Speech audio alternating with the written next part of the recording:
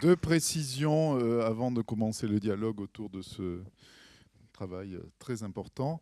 Une, c'est que donc là, il s'agit de la Majourane, où on accueille des enfants de 6 à 16 ans. Donc on accueille d'ailleurs des jeunes enfants qui, d'ailleurs, je le signale, souvent viennent grâce à un partenariat avec Jean-Noël Violette et le service qu'il dirige, l'hôpital de jour Les Orangers.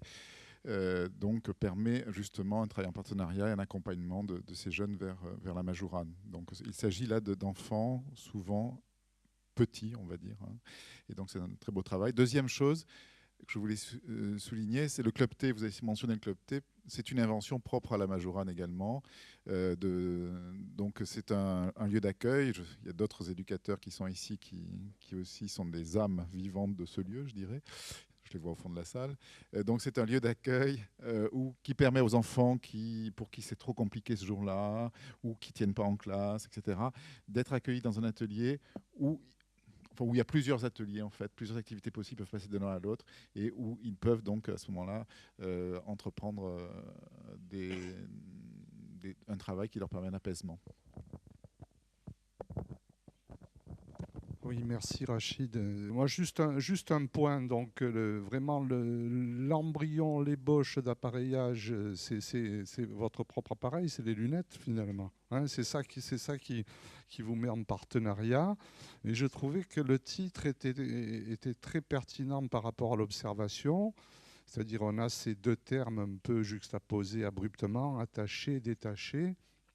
Ce qui est vraiment la difficulté de Boris, où quand on le lâche, c'est insupportable, ça crise, mais quand on est trop là, il ne supporte pas non plus. Hein, euh, c'est le claquage des portes. Et finalement, sans l'appui du discours, comment vivre le lien à l'autre, comment le penser.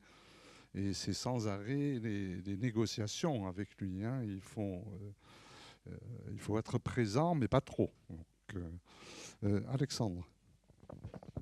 Oui, volontiers. En effet, c'est le paradoxe de Boris, c'est d'être à la fois euh, très rapidement de passer du sentiment d'être laissé tomber au sentiment d'être envahi par l'autre. Et donc il est sans cesse, il oscille entre cet envahissement insupportable et, et le ne pas être laissé tomber. La limite entre les deux n'est pas simple, évidemment, à trouver. D'ailleurs, ce qu'on appelle à un moment sa difficulté attentionnelle, c'est tout à fait ça. C'est pas on peut appeler ça trouble de l'attention si on veut, mais enfin, dans une psychologie dynamique, on peut parfaitement comprendre qu'il se fait serviable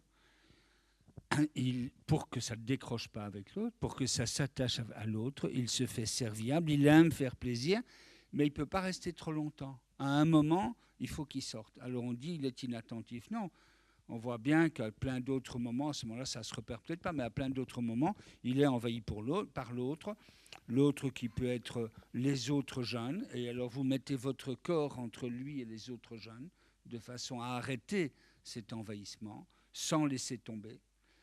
Ou bien d'autres moments, l'envahissement vient aussi bien des intervenants, des éducateurs. Quand on lui demande de façon directe quelque chose, tout de suite il est envahi.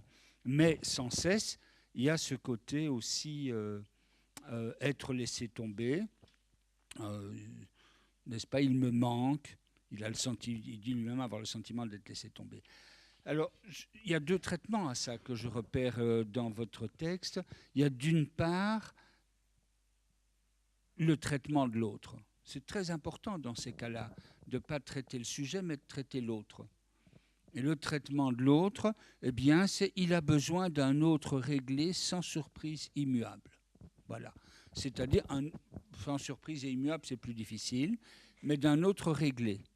Et c'est ce que vous arrivez à être, d'un autre réglé, et pas seulement. Ça, c'est le minimum pour que ça n'envahisse pas. Mais il a besoin d'un autre sur lequel aussi il puisse accrocher son corps. C'est ce que vous lui permettez de faire. Et c'est moins le côté envahissement du corps, vos muscles, etc. Il ne vient pas tapoter les morceaux en disant comment ça se dégrade, mais c'est le trait des lunettes. C'est-à-dire, il prélève un trait plutôt. Il est du côté des traits, ce garçon. Et puis, il y a le traitement du laisser tomber. Et ça, pardon ? Et ça, c'est la balle. Hein, on est bien d'accord.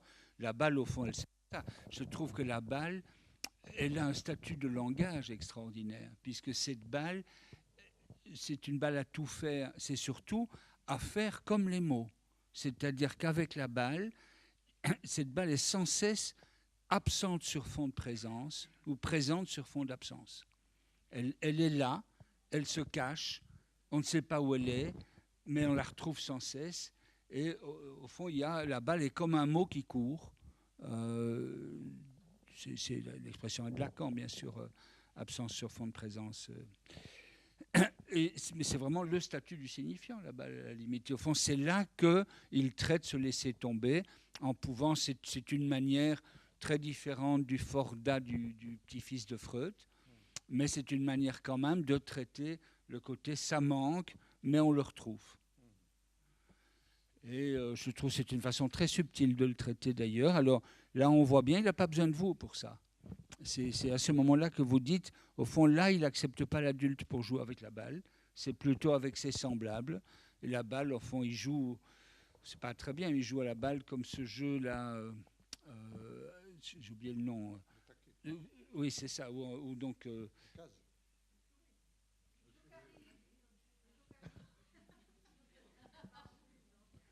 Ce jeu qu'on joue sur les marchés italiens et où vous vous faites avoir à tous les coups. Le bonto, voilà. Le bonto. Hein. C'est vraiment la balle. On peut penser qu'il joue avec les autres à la balle, mais c'est lui qui détient le bonnet. Et au fond, elle disparaît, elle est là, etc. Avec ça, la balle sert d'instrument comme un signifiant. Il la traite un peu comme un signifiant. C'est le double traitement que je vois dans l'affaire, qui n'est pas aisé, effectivement. Enfin, je dis double, c'est donc en même temps traiter l'autre, mais pas seulement du côté de l'autre réglé. C'est aussi l'autre qui prête son corps et un trait sur lequel il peut s'accrocher. Voilà. Moi, il y a quelque chose je voulais avoir un peu plus, si vous pouvez déplier un peu, parce que je trouvais que c'est très précis dans le texte quand vous dites, à propos justement de la lunette et d'essuyer le verre de lunette, il faut que ça colle au verre, je ne sais pas exactement comment vous le dites, comment c'est dans le texte, en circulaire, reprenez la phrase qui... Le temps de la trouver. Alors, mais je me rends compte qu'il a des lunettes comme moi. Il me montre des lunettes entre corsales. Je lui montre comment opérer avec le tissu et les lunettes. Il garde le doigt sur le verre. Le mouvement circulaire permet de faire un seul corps. Voilà. Est-ce que vous pouvez en dire un peu plus allez-y. Je vais essayer de... en fait, j'ai remarqué que Boris, en fait, il a ce côté où il va s'intéresser vraiment aux objets qui sont un peu semblables. Ça peut être t-shirt, ça peut être des chaussures, ça peut être, en l'occurrence, moi, c'est les lunettes en fait. Donc du coup, j'ai saisi cette opportunité justement pour qu'on fasse un travail ensemble sur les lunettes. Et je lui ai montré d'une façon très précaire comment on utilise les lunettes, comment on tient les lunettes, de quelle façon, d'une façon circulaire, de droite à gauche, et comment en fait on fait un seul corps. Et ça représente quelque part la pathologie en fait de Boris, qu'il a besoin de l'autre en fait justement pour être dans un seul corps. Mais en même temps, il ne faut pas être dans le trop plein. Voilà, donc c'est ça en fait l'idée, quoi. Oui, c'est-à-dire ce qu'on disait ce matin, si on prend le stade du miroir comme le premier appareillage du corps, vous appuyez sur cette façon qu'il a de chercher du même chez l'autre. En l'occurrence, c'est le trait par les lunettes, mais en même temps, ça ne fait pas qu'un seul corps, puisque vous introduisez une pratique de l'objet dont il se saisit quand même. C'est-à-dire que là, il n'y a pas uniquement la relation même fascinante. Ça débouche sur une certaine pratique. On s'occupe de ces lunettes. Voilà, c'est ça l'idée. Hein. Exactement. Et ce qui est intéressant, c'est que cette pratique a été réutilisée par les collègues de travail, justement. Les collègues qui portent des lunettes, par contre. et, et Boris, il va chercher justement les lunettes chez les autres collègues. C'est un moyen d'apaisement pour lui. Donc, c'est ce qui fait en fait l'utilité des lunettes, quoi. Oui, enfin, les lunettes, ça a plusieurs usages. D'abord, ça sert à appareiller le corps pour voir. Ceci dit, moi, à mon souvenir, enfin, les lunettes aussi, évidemment, quand on les tient comme ça, Bernard Pivot faisait ça beaucoup pendant les interviews, ça, puis tonalité intellectuelle directement, enfin, chacun ses appareillages, au fond. Mais là, l'appareillage, elle est sur le bout du corps de l'autre. Hein. C'est ça qui est intéressant. Et même d'ailleurs, je ne saisis pas bien comment vous avez fait le mouvement, mais enfin, on saisit bien que vous êtes à deux sur les lunettes et ça fait qu'un seul corps au moment de nettoyer. À deux sur ses lunettes à lui, et au fond, les mains tournent de façon circulaire, la vôtre et la sienne, sur ses lunettes. Et qu'au fond, à ce moment-là, dans le geste même de voir comment on nettoie tes lunettes, eh bien, il est pris dans le même corps. Et c'est là que, lui, l'appareillage, et moins ce que je disais qu'on peut faire avec ses lunettes, que ce côté, un seul corps à un moment, enfin, l'appui pris sur le corps de l'autre. Et c'est par cet appui pris qu'il arrive, lui, au fond, sans doute, à apaiser son corps, comme je comprends. C'est-à-dire à avoir un corps.